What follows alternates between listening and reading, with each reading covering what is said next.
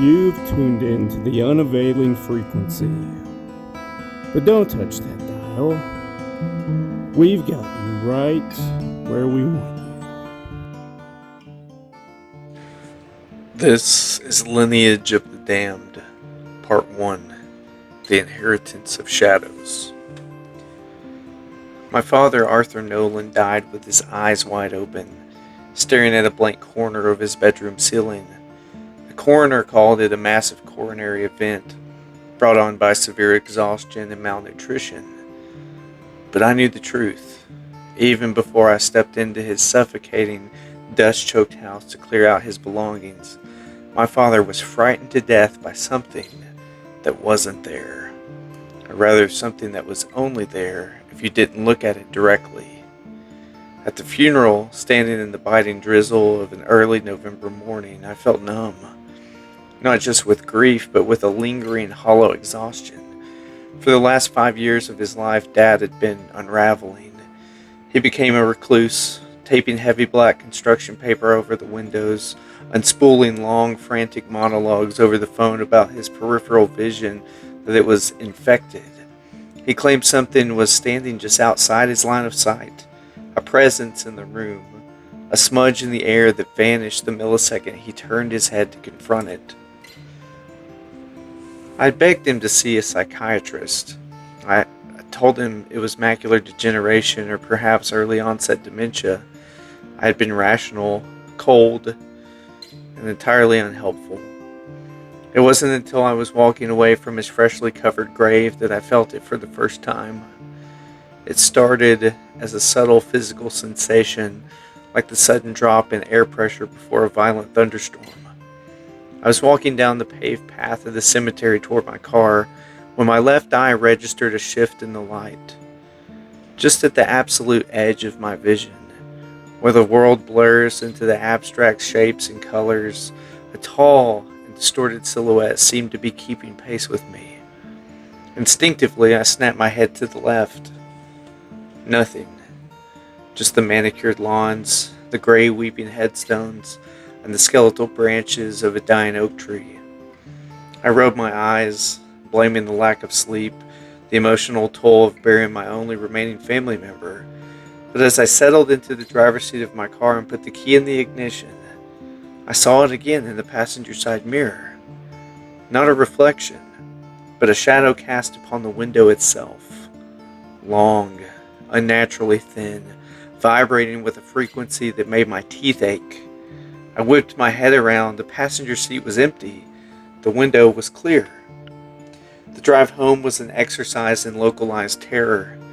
Every few miles, a dark, shifting mass would bleed into the corner of my eye. It was never in the center of the windshield, always hovering near the A-pillar or lurking just behind the headrest in the rearview mirror. By the time I reached my apartment, my hands were trembling so violently I could barely unlock the door. I didn't know it then, but the entity had just driven my father into the grave, and it had finally been passed on to me.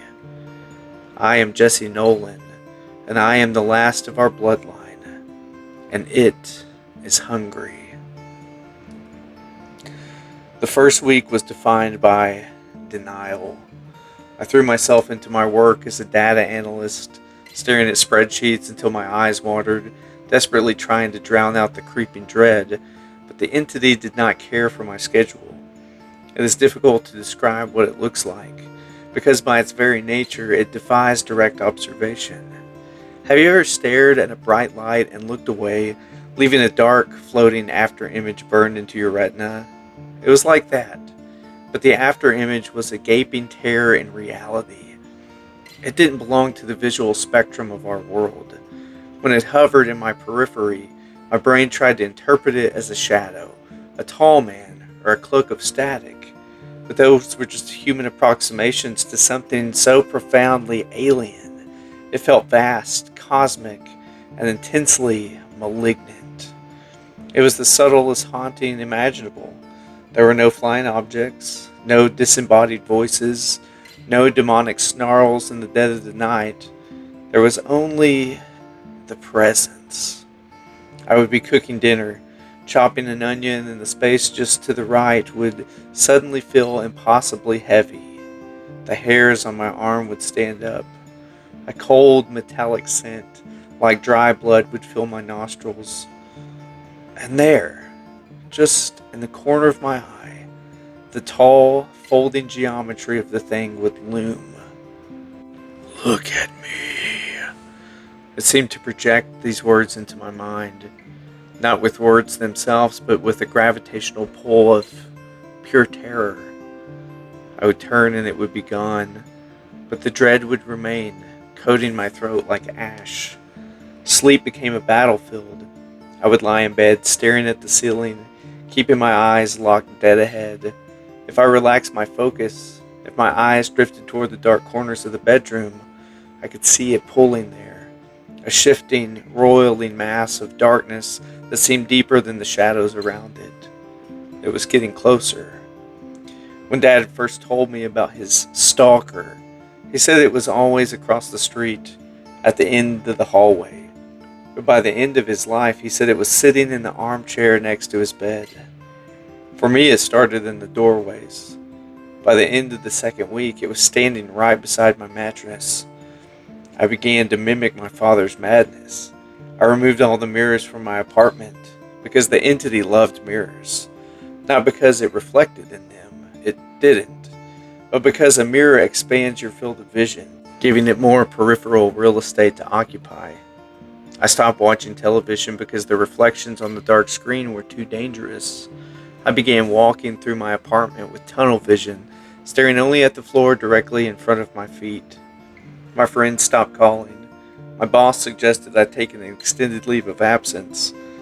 I was becoming an island, stranded in a sea of my own growing insanity. I had to know why. If this was a genetic, psychological breakdown, I needed to know the symptoms. If it was real, and God help me, I knew it was real, I needed to know what I was dealing with. I drove back to my father's house, a decaying split level in the suburbs. The air inside was stale, smelling of old paper, dust, and fear. The black paper was still taped over the windows. The house was a tomb. I went straight to his study. The room was a disaster of scattered papers, open books, and frantic scrawling notes. Dad had been a history professor before the curse took his mind. His desk was buried under mountains of legal pads. I spent 3 days in that house, reading through the frantic deterioration of my father's sanity. His early journals from 5 years ago were analytical. He documented the visual anomalies, he called them, with scientific precision, logging the times of day, the lighting conditions, the physical symptoms of nausea and vertigo. But as the years progressed, the handwriting degraded as well. The analytical tone gave way to raw, unadulterated panic. March 14th. It's not a ghost. Ghosts are human. This thing was never human. It feels ancient. It feels like looking up at the night sky and realizing the space between the stars is looking back. August 2nd. It moves when I blink. It gets closer to the center of my vision. If I ever look at it directly, if our eyes meet, I know it will unmake me. I can feel it pulling at my mind. It wants to pull my consciousness into whatever dark, freezing void it comes from. November 18th. I found Elliot's trunk, the attic. I understand now. Oh God, I understand. It wasn't me. It was never me. It's the blood. Elliot, my great-grandfather. I knew very little about Elliot Noland. He was a taboo subject in our family. My grandfather never spoke of him, and my dad only mentioned him in passing as a tragic figure who died in an asylum in the 1930s. I only knew that he had served in the Great War, fighting in the muddy trenches of Europe, and had returned home fundamentally broken. I dropped the journal and looked up at the ceiling. The attic. The air grew intensely dense. The metallic scent of copper flooded the study. Just outside the periphery of my right eye, the tall, shifting mass of static bloomed into existence. It was closer than ever.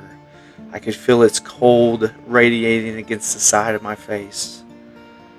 It didn't want me to go up into the attic. I forced myself to stare straight ahead at the bookshelf, my heart hammering against my ribs like a trapped bird. Slowly, deliberately, I stood up and walked out of the room, never turning my head. The attic door squealed on rusted hinges. I pulled the cord, illuminating a single dim bulb that cast long, distorted shadows across the rafters. The space was choked with cobwebs and forgotten memories. In the far corner, beneath a moth-eaten tarp, sat a heavy, brass-bound steamer trunk. I dragged it to the center of the room beneath the light. The lock had been smashed open, presumably by my father months earlier. I threw open the lid. The smell of mildew and ancient dried earth wafted up. Inside was a collection of relics from a forgotten life. A moth-eaten wool military uniform, a tarnished compass, several rusted trench knives, and at the bottom, wrapped in oilcloth, a leather-bound diary and a small, heavy tin box. I picked up the diary. The letter was brittle, flaking off in my hands. The pages were filled with the tight, disciplined cursive that belonged to a bygone era. I sat on the dusty floorboards of the attic, the peripheral shadow of the entity hovering violently in the corner of the room, and I began to read the final testament of Elliot Nolan. October 22nd, 1917. Ypres Salient. The mud here is not just earth. It is a thick living paste of blood, excrement, and shredded iron. We have been digging for 3 weeks. I am a sapper commanded to tunnel beneath the German lines to plant explosive mines. We are moles, blind and suffocating beneath the world, entirely divorced from the light of the sun. Last night my crew and I broke through the clay into something else. It was not a German countermine. It was not a natural cavern. I swallowed hard, turning the fragile page. The entity in the corner of my vision seemed to agitate, its non-Euclidean geometry twisting in a way that made my stomach heave. We broke through the rock and found a hollow chamber. The walls were smooth, perfectly glassy, and angled in ways that made my eyes ache. It defied the natural laws of architecture. The air inside was freezing, smelling of something ancient, sulfur and dead stars. My men, Thomas and Miller, climbed through the breach with their lanterns. They did not return. They did not scream. I waited for 10 minutes in the dark of our tunnel, clutching my trench spade. Finally, I crawled through the breach to find them. The light of my lantern caught the center of the chamber. I cannot write the shape of the thing I saw. It was a fissure in the air itself, a tear in the fabric of God's creation. Through that tear I saw a void of churning, hateful darkness, and emerging from it, anchoring itself to our world, was a presence. It was impossibly tall, shifting and folding in on itself. It had no eyes, but it saw me. It saw through my flesh, through my mind, down to the very root of my lineage. It did not attack, it simply observed. But in that observation I felt a parasite attach itself to my soul, a cosmic leech, drawn to the terror of a fragile human mind. I fled. I scrambled back through the mud, dynamited the tunnel behind me, and buried that chamber forever. But I did not bury that thing. It came back with me. I read on through the night. Elliot documented his return to America, his marriage and the birth of his son, my grandfather. He detailed the exact same descent into madness that my father had experienced and that I was currently enduring. The entity, he theorized, was not a demon in the biblical sense. It was a predator from a dimension utterly hostile to our own.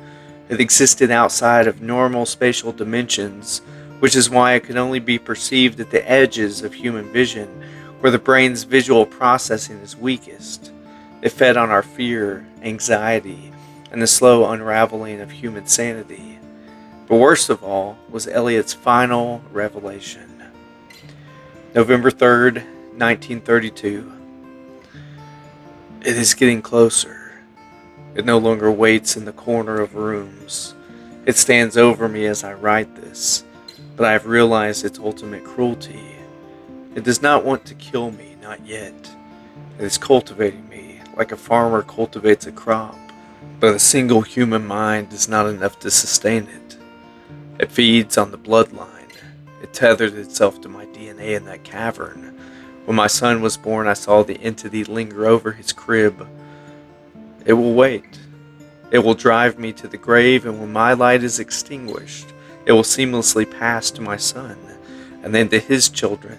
It will follow the Nolan bloodline down through the generations, growing stronger, heavier, and closer with each passing life. We are not haunted. We are cattle. We are an inherited food source for a god of the void. And the journal ended there. A week later, Elliot had been committed to an asylum where he starved himself to death in a padded cell, his eyes squeezed tightly shut until his final breath. My grandfather had died young in a car crash, perhaps driven off the road by a sudden terrifying shape in his rearview mirror. Then it passed to my father. For 5 years it fed on his isolation and terror. And now, my father was gone. I slowly closed the brittle journal. My hands were completely still. The panic and the frantic, buzzing anxiety that had plagued me for weeks suddenly vanished, replaced by a cold, laden certainty. I looked down at the rusted tin box Elliot had wrapped in oilcloth. I pried the lid off. Inside was a heavy, loaded Webley MK6 service revolver from 1917, packed in grease, accompanied by a single handwritten note. Break the chain. I sat in the silence of that attic for a long time. The dust motes danced in the pale beam of the single light bulb. The air pressure in the attic plummeted. The temperature dropped so drastically I could see my breath plumbing in the dim light. The scent of chlorine and blood was suffocating. And I didn't need to look in my periphery to know it was there. I could feel it. The entity had manifested fully in the room. It was towering over me, a colossal, shifting monolith of impossible angles and hungry, cosmic malice. It was closer than it had ever been. I was standing directly next to it. Look at me. The pressure and the presence in the room screamed silently. Look into the void. It wanted me to look. It wanted me to meet its gaze, to shatter my mind completely, to begin the long, slow feast that would consume the rest of my natural life. It knew I had no children. It knew that I was the last vessel. I picked up the heavy Webley revolver. The steel was freezing to the touch. I did not turn my head. I kept my eyes locked straight ahead on the dusty floorboards, staring at a small gray spider crawling over a splinter of wood. You're starving, aren't you? I whispered into the freezing air. The shadow at the edge of my vision writhed violently, a silent cosmic rage filling the attic. It loomed closer, the fringe of its static-like form brushing against my cheek, cold as the space between the stars.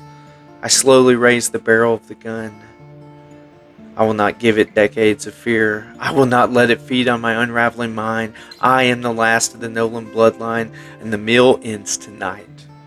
I stared straight ahead, took a deep breath, and finally, for the first time since the nightmare began, I turned my head and looked the entity directly in the eyes.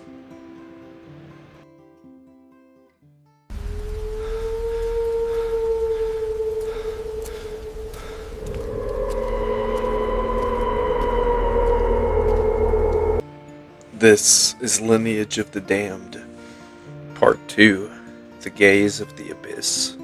I turned my head and looked the entity directly in the eyes, or rather, where its eyes should have been. The moment my direct line of sight locked onto the space it occupied, the attic ceased to exist.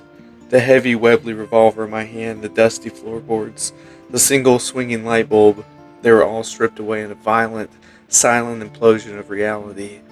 It was as if a canvas had been violently ripped open, pulling me through the tear into the suffocating dark behind the painting of the world. My finger had already squeezed the heavy iron trigger. I heard the deafening crack of the gunshot, felt the violent recoil snap in my wrist. but the sound was instantly swallowed by an immense, crushing silence. The bullet never reached its target. I watched, suspended in a void of impossible geometry, as the lead projectile simply stopped in midair, caught in the thick, gelatinous atmosphere of the entity's domain. It hung there, spinning lazily, cooling from silver to dull gray. Time did not function here. I was no longer in the attic. I was nowhere and everywhere. When I finally perceived the entity head on, my mind fractured, attempting to process the sensory input of a creature that defied three-dimensional space. It was not a shadow. It was not a shifting, kaleidoscopic architecture of shattered glass and dying light. It folded inward on itself in a continuous, agonizing loop, a tesseract of pure, ancient malice. At its center, burning with the cold intensity of a dead star, was the gaze. It wasn't an eye.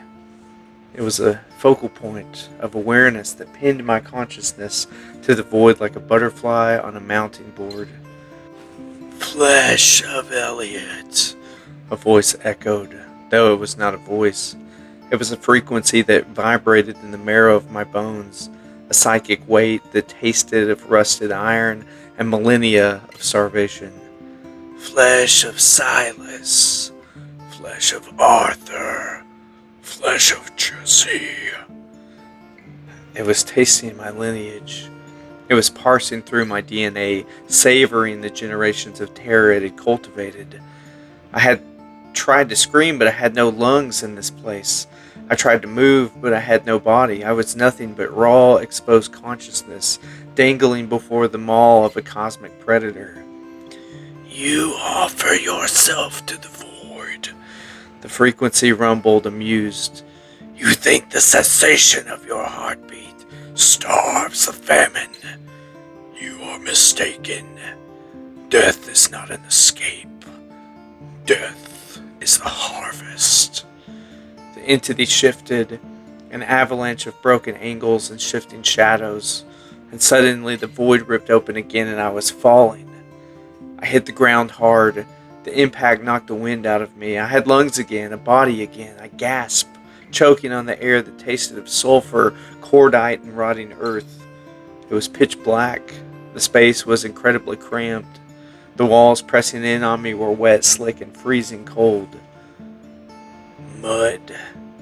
I pushed myself up onto my hands and knees, my fingers sinking deep into the viscous, freezing slurry. Above me, the earth shook with a concussive roar that vibrated through my teeth.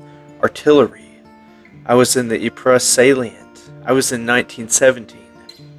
Through the darkness, a faint, flickering amber glow appeared. A man was crawling toward me through the narrow tunnel, holding a sputtering trench lantern. He wore a mud-caked wool uniform, his face smeared with clay, his eyes wide and brilliant with an intelligence I recognized immediately. Elliot, my great-grandfather. He didn't see me, or rather, he looked right through me. I was a phantom, a forced observer in a memory etched into the bloodline.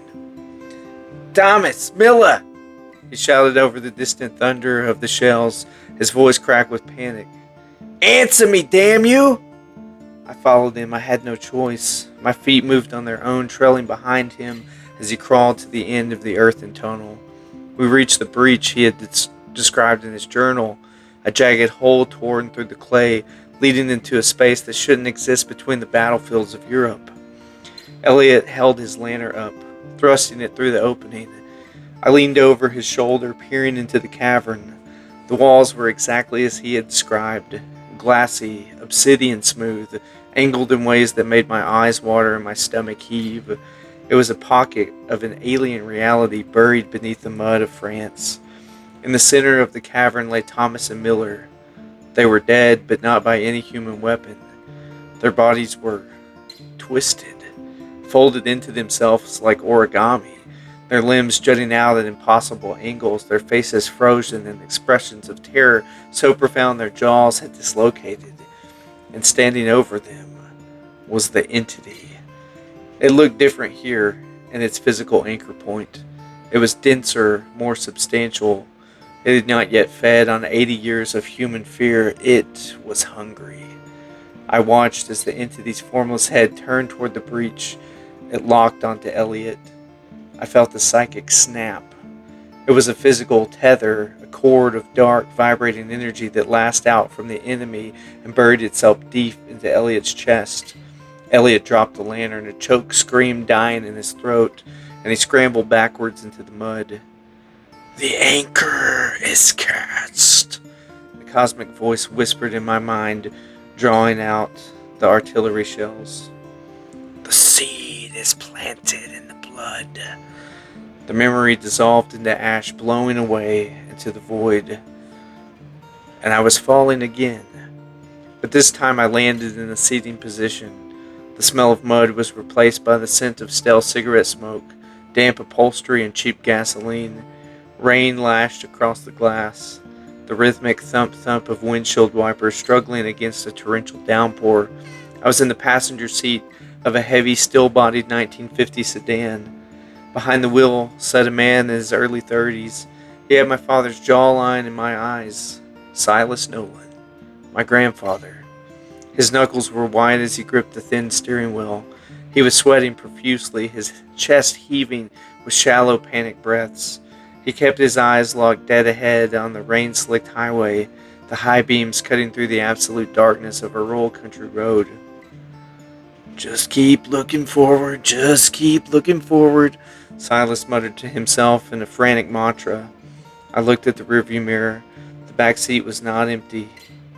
The entity sat behind him, a massive towering column of static and shadow that pressed against the roof of the car. It was larger than it had been in 1917. It had fed on Elliot's madness until his death in the asylum, and now it was feeding on Silas. It wasn't doing anything, it was just there, projecting a suffocating wave of dread that filled the cabin. Silas reached a trembling hand forward to adjust the radio, desperate for noise, for distraction. In doing so, his eyes darted for a fraction of a second into the rearview mirror, and he saw it. The entity surged forward, not physically, but psychically. The sheer weight of its presence slammed into Silence's mind. He screamed, a raw primal sound of absolute devastation. He yanked the steering wheel hard to the right, desperately trying to swerve away from the thing that was already inside the car with him. The heavy sedan violently veered off the asphalt. The headlights illuminated the massive trunk of an ancient elm tree for a split second before the impact. The sound of crunching metal and shattering glass was deafening, but as the memory froze at the exact millisecond of Silas's death, the entity did not die with him. I watched in horrific fascination as the dark tether, the cord of vibrating energy I had seen attached to Elliot, snapped clearly from Silas's chest as his heart stopped. It hovered in the air for a moment, like a blind worm searching for a host, before whipping through the air and vanishing into the night. It was traveling to the next blood link. It was traveling to a young boy asleep in a suburban bedroom, entirely unaware that his father had just died and that his inheritance was already on its way.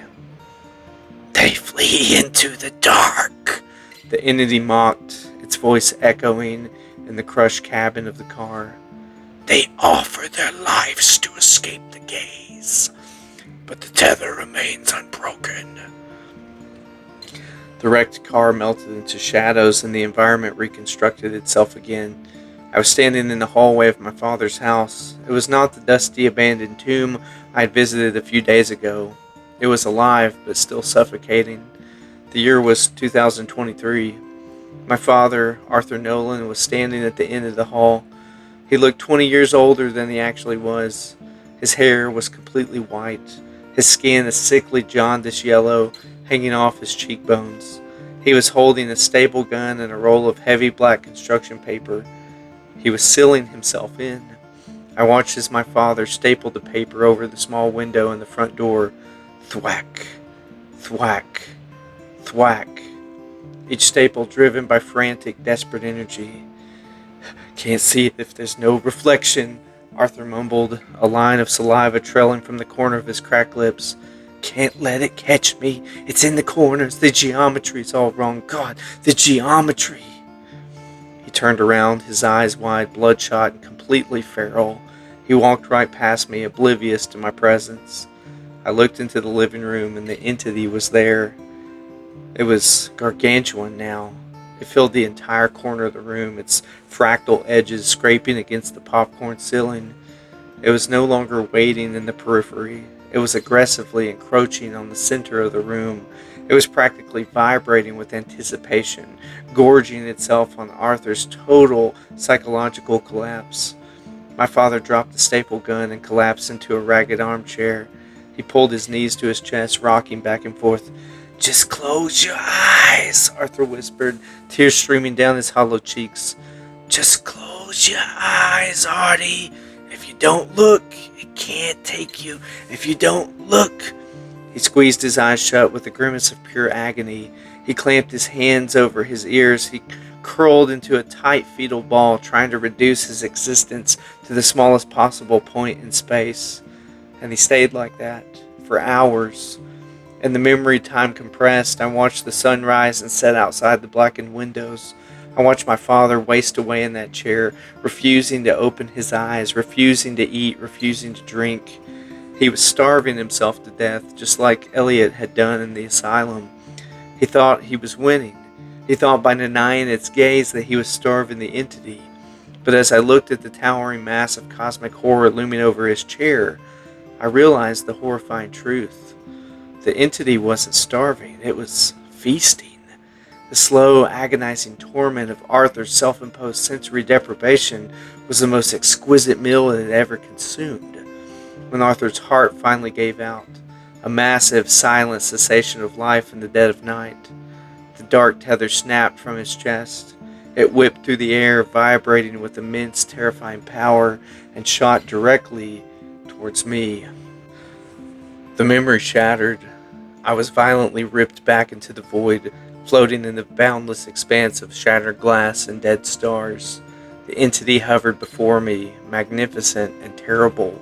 The bullet from my Webley was still suspended in the air between us. "You have seen the chain," the entity communicated, its frequency smug, satiated. "You have seen the cattle march to the slaughter. Elliot, Silas, Arthur, and now Jesse. You raised the iron to your temple to end it. You thought to cheat me." It shifted its geometry, folding closer, filling my entire field of consciousness. "Pull the trigger, Jesse Nolan. Shatter your skull. It will merely sever the tether of the flesh. Since there is no offspring to inherit the anchor, your consciousness will remain here, with me, in the dark, for eternity. You will not die. You will simply become an endless feast." The realization crashed over me like a wave of ice water. Ending myself was exactly what I wanted. If I did that now, the tether had nowhere to go. Without a blood relative to anchor to the physical world, my soul, my consciousness, would be permanently dragged into this dimension. I would be trapped with it forever, a battery of eternal terror. The gun was a trap. The despair was a trap. I looked at the suspended bullet. I looked at the towering cosmic horror before me. And then I laughed. It started as a low chuckle, bubbling up from a place of pure exhausted absurdity, and quickly erupted in a full-throat maniacal laugh. The entity recoiled. The chaotic folding of its geometry slowed.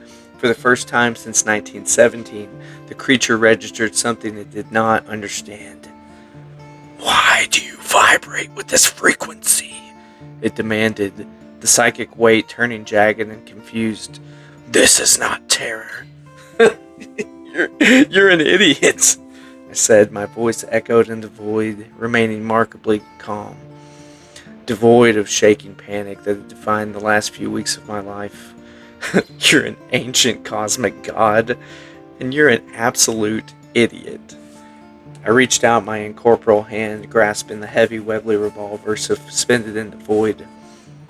"You feed on fear," I said, staring directly into the focal point of its gaze.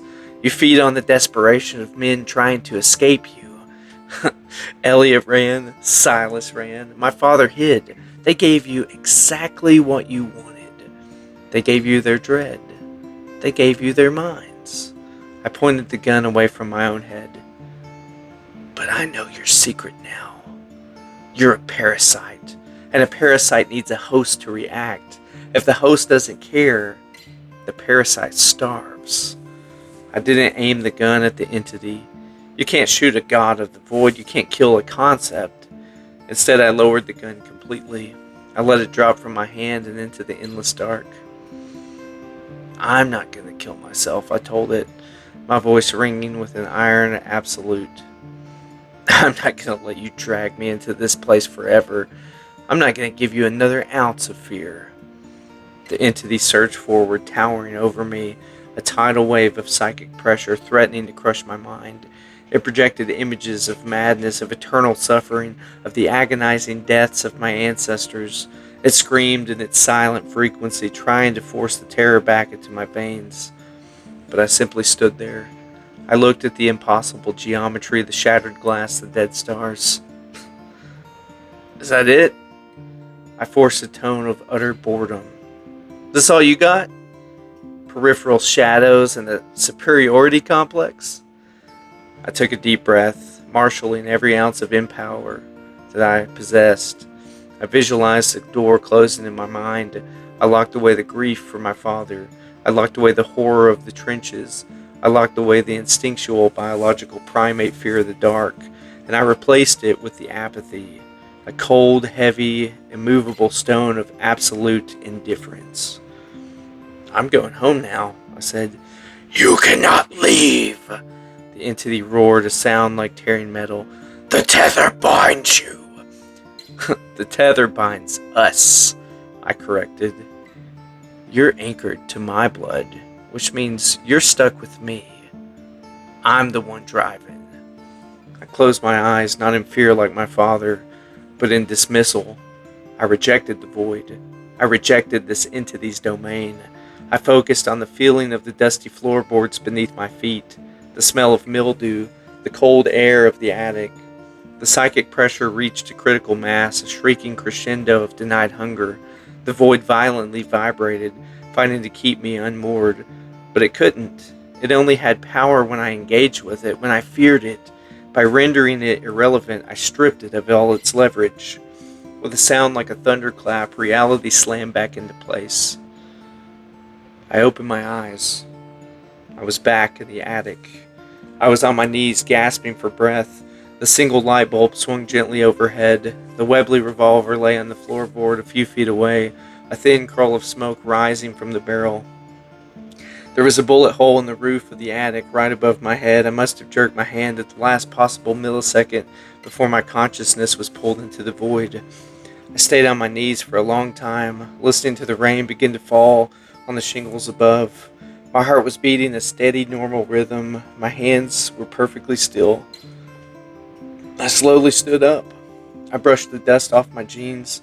I walked over to Elliot's trunk, picked up the journal, and placed it inside. I closed the lid. I picked up the revolver, checked the cylinder, and placed it carefully on top of the trunk. I wouldn't be needing it. As I turned to walk toward the attic stairs, I felt it. The familiar drop in air pressure, the metallic odor, the heavy, suffocating presence hovering just outside my peripheral vision, lingering near the rafters.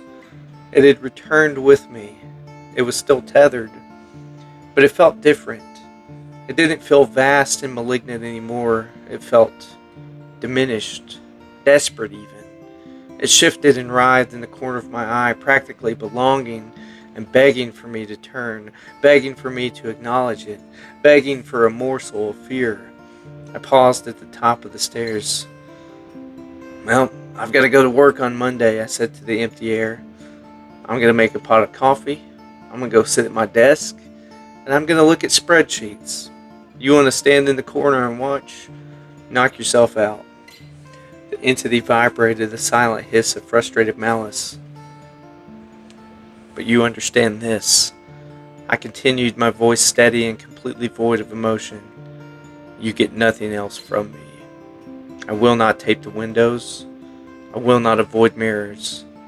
I'm going to live a long, incredibly boring, aggressively mundane life. I will never marry. I will never have children. The Nolan bloodline ends with me, and when I finally die of old age decades from now, you will have starved to death long before I do. And I didn't wait for a response. I didn't turn my head to look at it. I simply walked down the stairs, turned off the attic light, and closed the door behind me. That was 3 years ago. I still live in my apartment. I went back to my job as a data analyst. I started seeing my friends again. Sometimes I even go to the movies. But it is always there. Right now, as I type this, it is standing to my left. It is hovering near the bookshelf, a tall, shifting mass of impossible geometry. It constantly tries new tactics. Sometimes it projects the smell of rotting meat. Sometimes it makes the temperature in the room drop below freezing. Sometimes it leans in so close I can feel the static electricity crackling against the hair on my arm. But I never look. I never acknowledge it. I just keep my eyes on the screen and keep typing. It's a grueling existence, I won't lie about that. It takes an immense amount of energy to maintain a state of perpetual enforced apathy. There are nights when the exhaustion is so deep I just want to scream. There are moments when the primal fear threatens to bubble up, urging me to just turn my head and get it over with. But then I remember my father, dying alone in a taped-up house. I remember Elliot in the mud, Silas out in the rain, and the apathy turns into a cold, hardened spite. The entity is getting weaker, I can tell. The peripheral shadow is less distinct now. The scent, fainter. It is starving. It is tethered to a host that refuses to feed it, trapped in a physical world it despises, slowly withering away as I outlast it. We're locked in a stalemate, a war of attrition that will last until the day I die. I am Jesse Nolan. I am the last of my bloodline, and I am winning.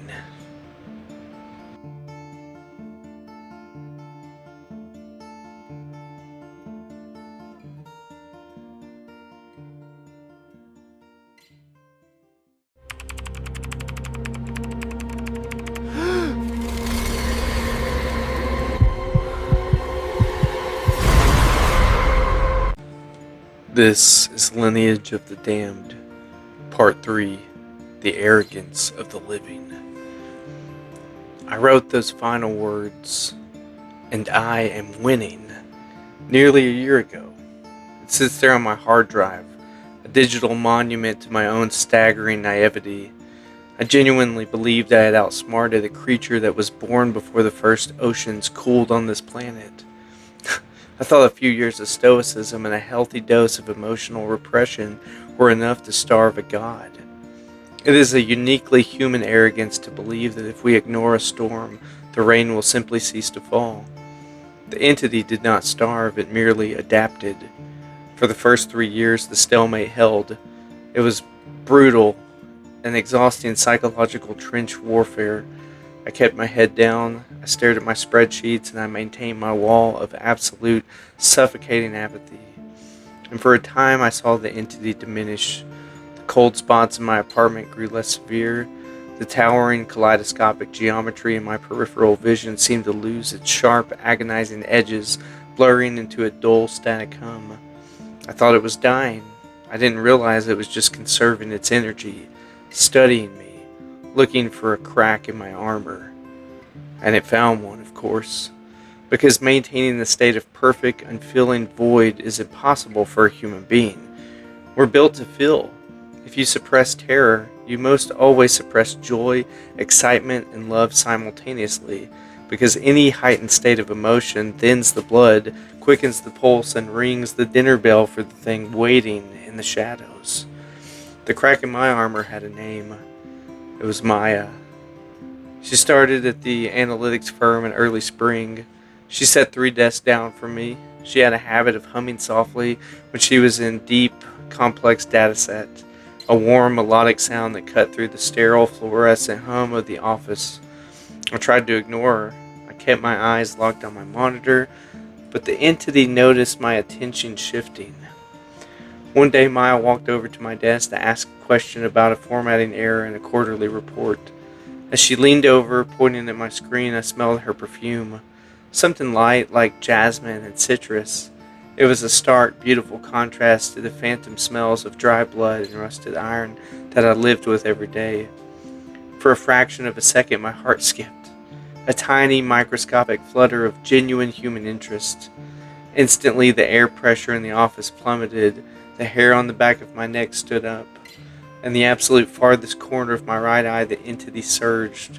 It hadn't moved that fast in years. It snapped from the corner of the ceiling down to the floor, towering directly behind Maya.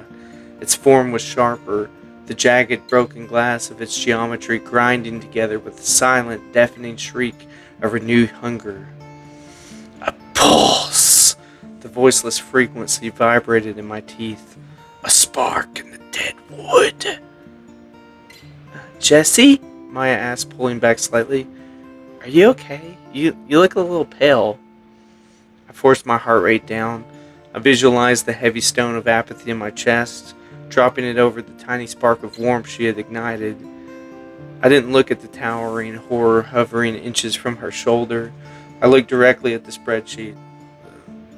I'm fine, I said, my voice dead and flat. The error is in column G. You missed a decimal. She lingered for a moment, confused by my sudden coldness, and then nodded and walked away. The entity didn't retreat to the ceiling, it stayed on the floor, its dark mass shifting and pulsing. It had tasted something new. I hadn't given it fear, but I had accidentally showed it what I valued. And a predator always knows to attack the things that its prey loves. Over the next 6 months, my life became a living hell, far worse than the overt hauntings of my father's final days. The entity stopped trying to scare me directly. It realized my apathy was a fortress when it came to my own well-being.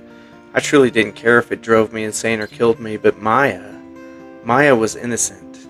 Despite my best efforts to remain a cold, unapproachable bastard, Maya and I grew closer. She was relentlessly kind, attributing my bizarre behaviors, never looking at mirrors, walking with a stiff forward-facing posture, refusing to enter dark rooms, to a severe anxiety disorder. She made it her mission to gently draw out of my shell. We started getting coffee, then lunch, then dinners at brightly lit, crowded restaurants. And everywhere we went, the entity followed.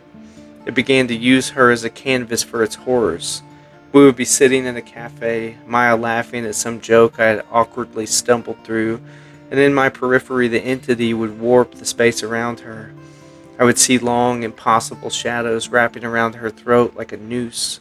I would see the flesh on her face subtly shifting, rotting away in my side vision, only to be perfectly whole when I forced myself to stare directly at her nose or forehead. It was psychological torture. Look at her! The entity would whisper in my mind, the cold static brushing against my eardrums. Look at the frailty of the flesh. One snapped tendon, one stopped valve. See how easily the spark can be extinguished. I had to sit there, sipping my coffee, nodding along to her stories, while every instinct in my primate brain screamed at me to grab her, pull her away, to shield her from the cosmic leviathan leaning over the table. I was burning through my willpower at an unsustainable rate. The exhaustion was physical. I lost 15 pounds. I stopped sleeping altogether, relying on micro naps in broad daylight, because at night the entity got bold. The first time Maya stayed over at my apartment, I didn't sleep a single second. I lay on my back, staring dead ahead at the ceiling fan. Maya was asleep on my left, her chest rising and falling in a peaceful rhythm.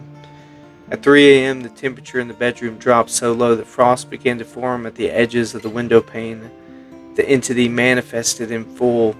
It didn't stand in the corner, it stood directly over the bed, straddling Maya's sleeping form. It shifted, broken glass architecture so dense I could practically hear it humming. It lowered its formless center, the focal point of its gaze, until it was inches from Maya's face.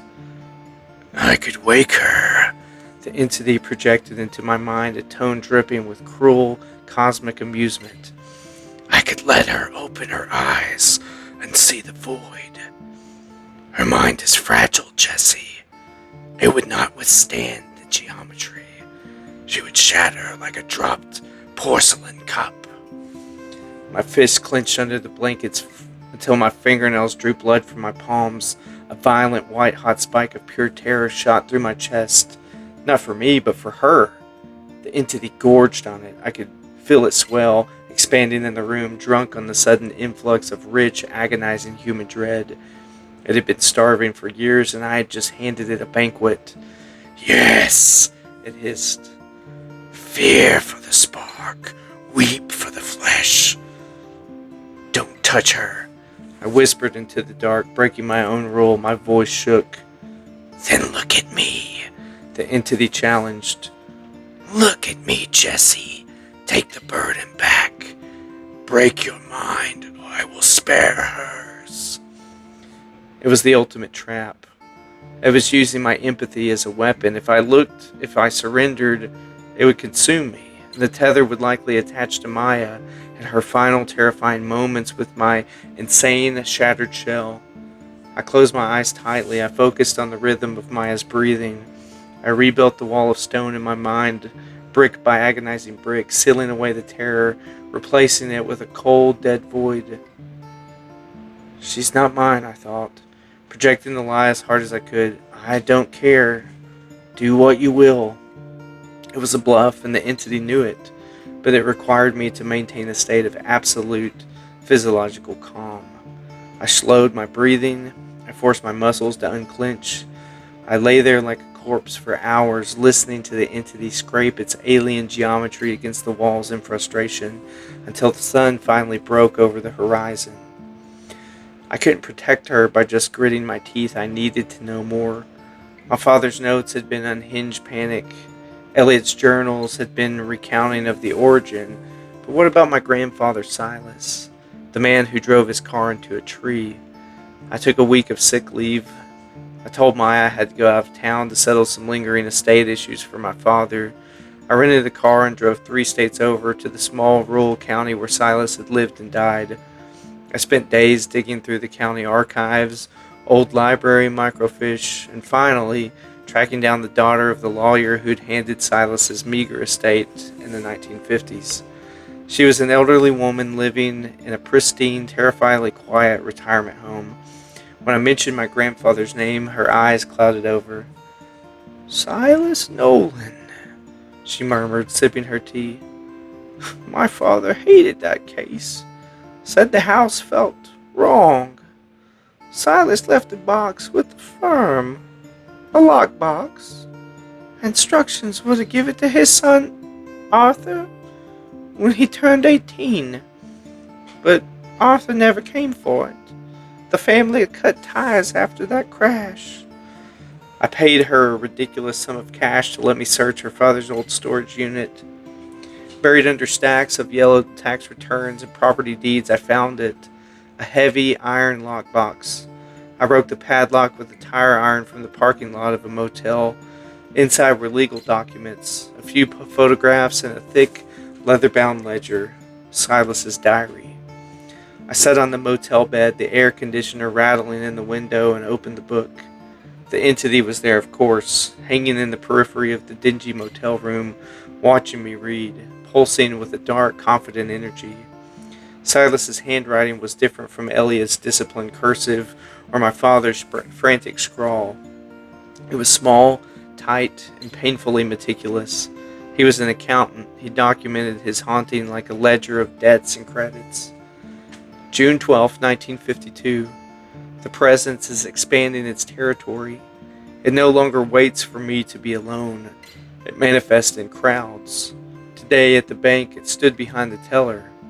I'm trying Elliot's method. I am trying not to look. I kept reading. Silas had tried the apathy route just like me. He had tried to ignore it. But he had a wife and a young son, my father Arthur. October 4th, 1952. Ignoring it is a mistake. It is a predator of the mind, but it has a physical mass, however displaced. When it cannot feed on my terror, it manipulates the physical world to manufacture tragedy. Today, Martha was cooking. The entity manifested beside the stove. I refused to acknowledge it. I read my paper. In a fit of what I can only describe as poltergeist activity, the heavy cast iron skillet was shoved off the burner. Boiling grease splashed across Martha's arms. She screamed. The terror I felt, the thing swelled, it fed on us both. It cannot touch us directly, but it can exert enough kinetic force to nudge a falling object, to stick a door hinge, to bind a driver for a fraction of a second with a sudden, dark reflection. My blood ran cold, and I thought of the car crash that killed Silas.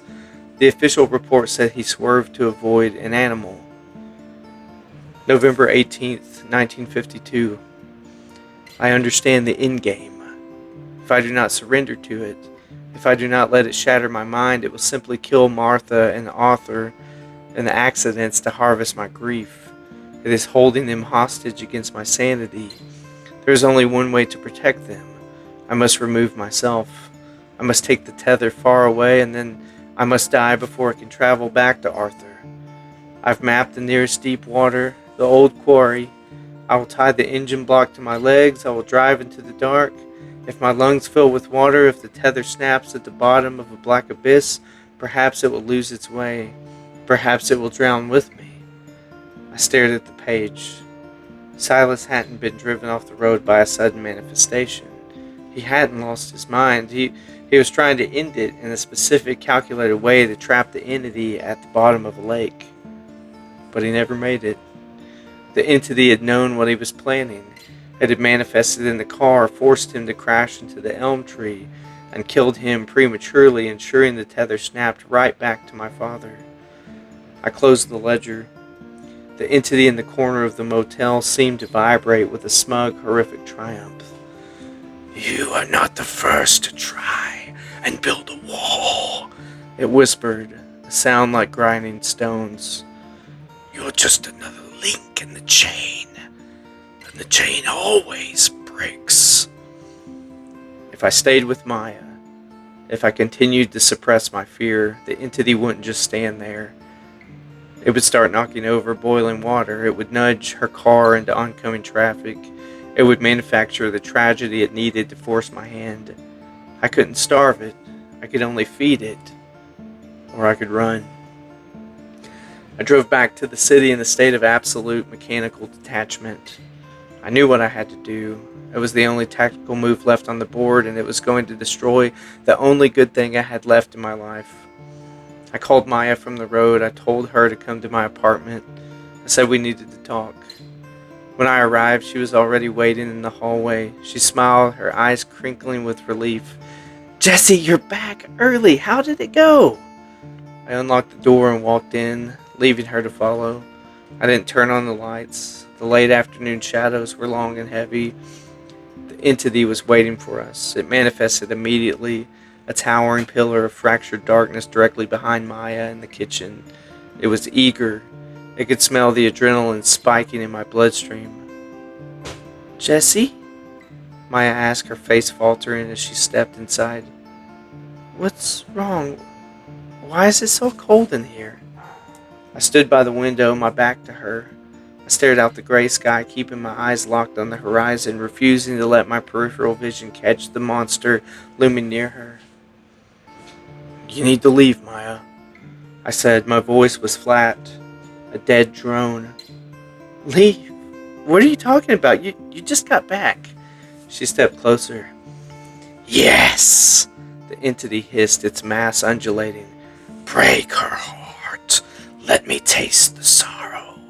The betrayal is a bitter wine, but I will drink it." I turned around. I kept my gaze fixed exactly on the bridge of Maya's nose. "I'm done with this," I said, forcing every ounce of venom I could muster in my tone. "I'm done playing this little game with you. I don't want you here. I don't want to see you again." She stopped dead.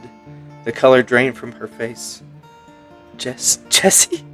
What happened? Did something happen with your dad's estate? Are you having a panic attack? I'm not having an episode, Maya, I spat. I'm just tired of pretending to care. You are suffocating. Your constant hovering, your endless sickening cheerfulness, it's pathetic. I don't love you. I never have. You are just a convenient distraction. The words tasted like ash and battery acid in my mouth. Every syllable a lie, a blade I was driving into my own chest as much as hers. Maya's eyes filled with tears, her bottom lip trembled. In my periphery, the entity was going berserk. It was swelling, twisting in a frenzied dance of cosmic ecstasy. The raw, unadulterated emotional agony filling the room was a feast unlike anything it had consumed in years. You don't mean that, Maya whispered, her voice breaking. Look at me, Jesse. Actually, look at me. She stepped to the side, trying to catch my eye. In doing so, she stepped directly into the physical space occupied by the entity's projection. The reaction was instantaneous and horrific. Maya gasped, her eyes flying wide open. She didn't see the entity, her mind couldn't process it, but she felt the absolute freezing void of its presence. She clutched her chest, suddenly unable to breathe. The ambient temperature around her plummeted so fast the moisture in her breath instantly crystallized into a fine mist. Jesse! She choked out, falling to her knees. Jesse, something's wrong. I can't breathe. Look at her. The entity roared, a sound that threatened to split my skull in two. Save her. Acknowledge me. Break the wall. It was compressing the air around her. It was using the same kinetic force Silas had described, crushing her lungs, inducing a massive physical panic attack. If I broke, if I screamed, if I ran to her, if I looked at the entity and begged it to stop, it would win. The wall would shatter, the madness would take me, and Maya would be collateral damage in a cosmic feeding frenzy. I had to be a monster in order to save her. So I stood perfectly still. I looked down at her grasping on the floor, keeping my eyes dead, my expression a mask of utter contempt. Get up, I said, my voice cold as ice. Stop being dramatic and get the hell out of my apartment. Maya looked up at me, her face pale, her eyes filled with a terror that was now twofold. The physical suffocation of the entity and the psychological horror of seeing the man she loved look at her with the cold, dead eyes of a psychopath. The betrayal snapped something inside of her. Adrenaline fueled by sheer survival instinct and the sudden violent rush of anger flooded her system. She scrambled backward on the floor, dragging herself out of the entity's direct spatial footprint. She coughed violently, air rushing back into her lungs. She stood up, shaking uncontrollably, leaning against the doorframe. She looked at me one last time. There was no love left in her eyes, only fear, disgust, and a profound, permanent distance. You're a monster, she whispered. She opened the door and ran down the hallway. I heard her footsteps retreating. I heard the stairwell and the door slam shut. She was gone, and she would never come back. But at least she was safe. The silence in the apartment was absolute. I stood alone in the living room. The entity remained in the center of the floor. It was massive now, gorged on the feast of our mutual destruction. It towered over me, a churning storm of broken reality and static darkness. It had won the battle. It had forced me to feel. It had consumed the grief, the betrayal, the terror of the last 10 minutes. But as I stood there, the mask of cold contempt slipping from my face, a strange, terrifying calm washed over me. The entity had miscalculated. It thought it had broke me. It thought it had stripped away my armor, but in forcing me to sever my tie to Maya, it had inadvertently freed me. I had nothing left to lose. My father was dead. My grandfather was dead. Elliot was dead. Maya hated me and would never return. I was entirely, fundamentally alone. There were no more hostages. No more vulnerabilities. I looked at the entity, and I didn't look at its periphery. I didn't turn my head away. I turned my body, squared my shoulders, and looked directly into the center of the geometric nightmare. Yes! The entity vibrated a purr of cosmic satisfaction. Gaze into the abyss, Jesse. Let your mind fracture. The long feast begins. The walls of my apartment vanished. The physical world melted away into the freezing, infinite void of dead stars and shattered glass. I was unmoored, suspended in the horrific dimension of the parasite. The focal point of its gaze bored into my consciousness. I felt the immense, crushing weight of its antiquity. I felt the madness waiting just at the edge of my sanity, ready to rip my mind into a million screaming pieces. But I didn't scream. I didn't try to run like Elliot. I didn't try to drown myself like Silence. I didn't tape my eyes shut like Arthur. I just stared back. You are a parasite. I projected my thoughts into the void, clear and ringing like a bell. You feed on the reaction. You feed on the resistance. The entity shifted, confused by my lack of panic. Silas was right, I continued, feeling the edges of my sanity beginning to fray but holding the core steady.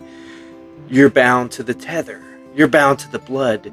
You think you're the master holding the leash. I visualized the tether. I could feel it.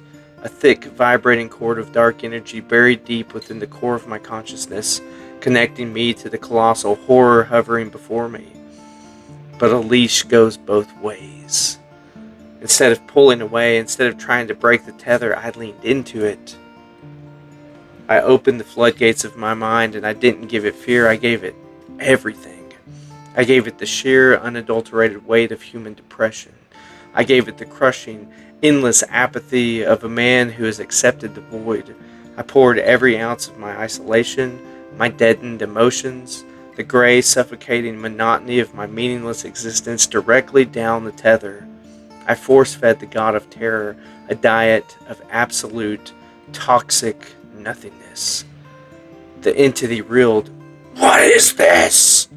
The voice shrieked, the psychic frenzy turning jagged and erratic. This is not substance. This is ash. This is me. I roared into the dark, projecting the heavy, immovable stone of my apathy into its colossal mask. This is what you're tethered to forever. And I didn't fight its presence. I embraced it. I pulled the entity closer, wrapping my consciousness around its alien geometry. It tried to project horrors, images of flayed flesh, of screaming loved ones, of eternal darkness. I met every image with a yawn, with a shrug, with the hollow, dead-eyed stare of a man who had already lost everything. And the entity began to thrash. For the first time in its ancient existence, it wasn't the predator. It was drowning. It was drowning in the sheer, unfathomable depths of human depression. It was a creature of high-frequency energy, of terror and panic, and I was forcing it into a swamp of desolate and absolute stillness. Release! It shrieked, a sound of genuine cosmic panic. The tether vibrated violently as the entity tried to snap the connection, trying to flee back into the deep void, trying to find a new bloodline, a new source to fear. No, I said. You chose this family. You chose me. We're in this together now. I gripped the psychic tether with the iron will of a man who has nothing left to live for. The void collapsed in on itself with a soundless implosion. I was thrown violently back into my physical body.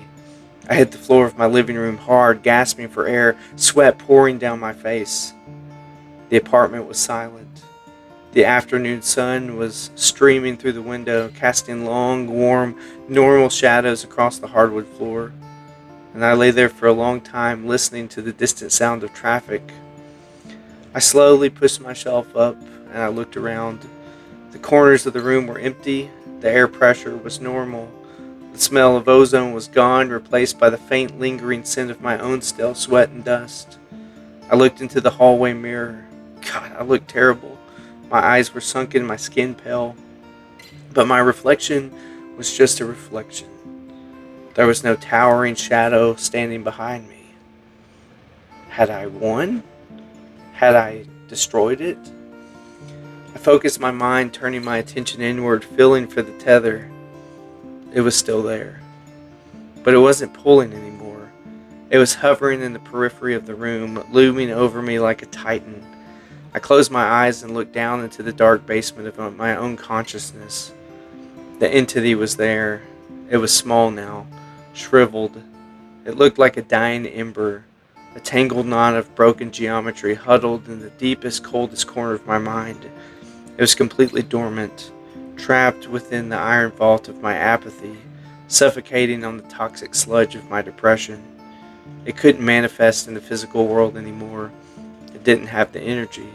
I had starved it, not by ignoring it, but by smothering it with a despair so heavy it couldn't lift its head.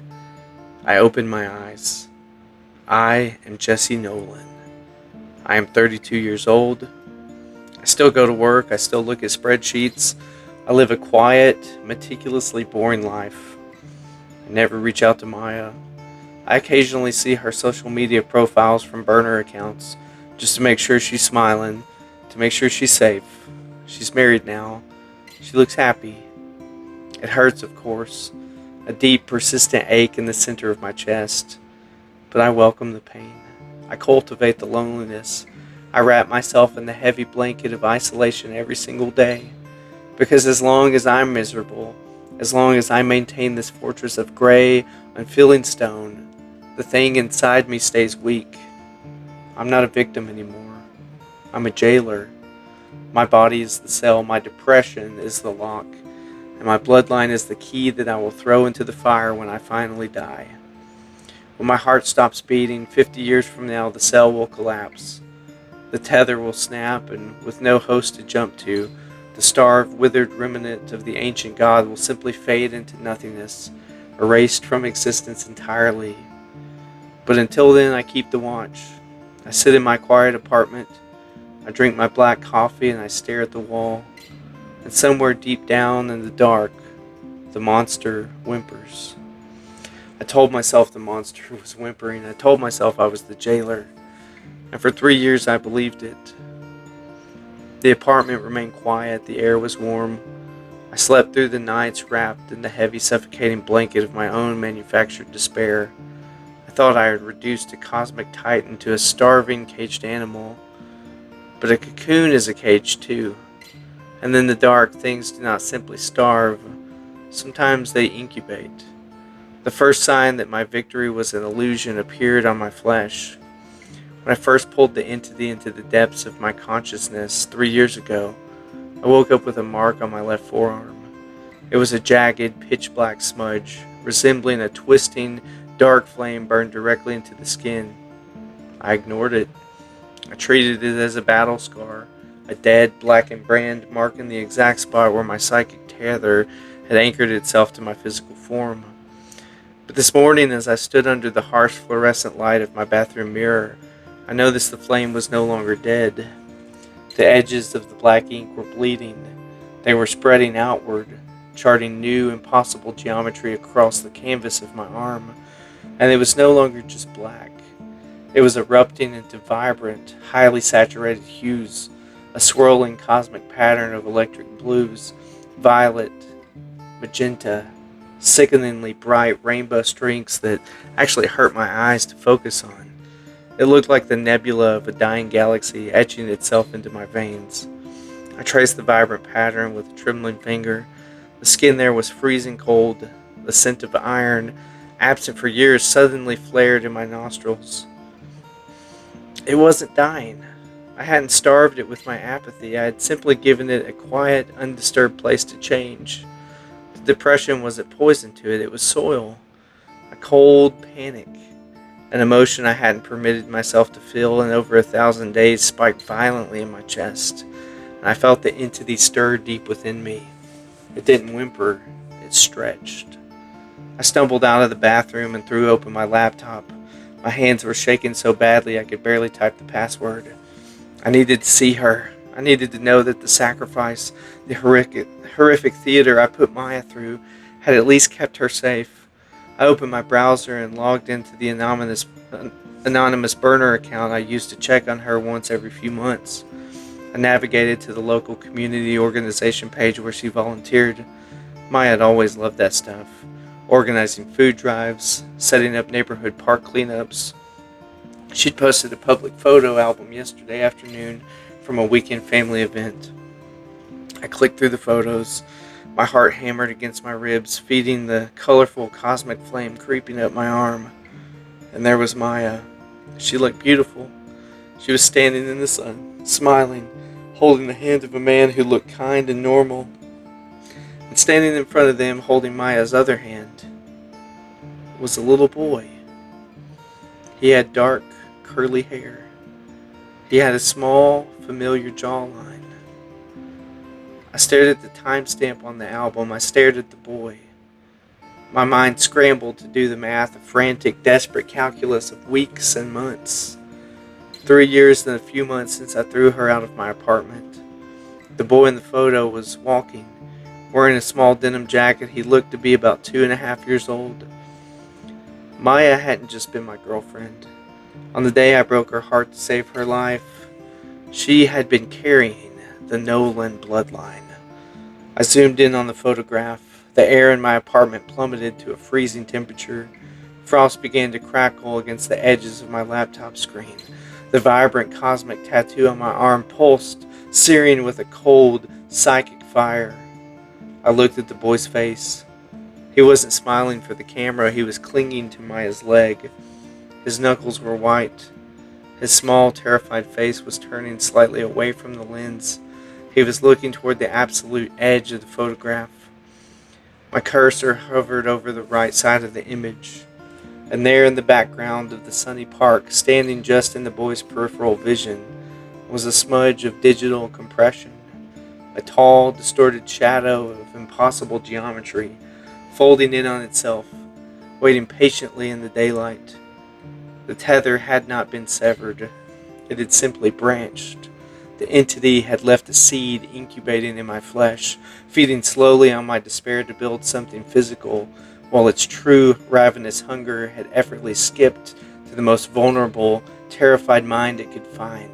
A child who didn't understand the shadows. A child with my eyes. The screen flickered. The towering kaleidoscopic shadow in the photograph seemed to shift, turning its focal point away from the boy, just for a second, to look directly at me through the monitor. "The chain never breaks, Jesse," the ancient voiceless frequency roared, vibrating through the colorful burning flesh on my forearm and shattering the stone walls of my mind completely. "It only grows."